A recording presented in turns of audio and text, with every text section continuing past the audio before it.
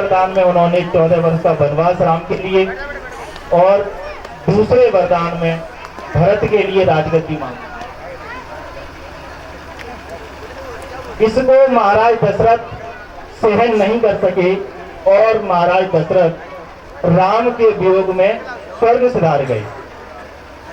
इस पूरे प्रकरण की जानकारी भरत को बिल्कुल नहीं थी। दरअसल जिस समय राम के राज्याभिषेक की घोषणा हुई उस समय महाराज दशरथ अपने भाई शत्रुघ्न के साथ अपने ननिहाल केकई राज में थे।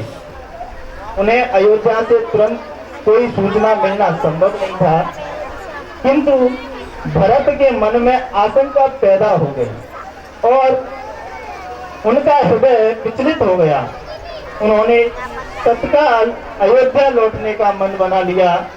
हजारों सवाल उनके हृदय में उमड़ रहे थे और उनके किसी सवाल का जवाब देने वाला उनके पास कोई नहीं था। अब भरत जी किस प्रकार से मामा से संवाद करते हैं, चलिए देखते हैं।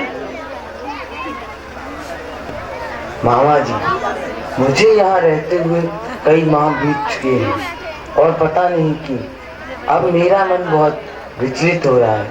मुझे लगता है कि मुझे मेरे भाई शत्रुघ्न के साथ अयोध्या वापस जाना चाहिए।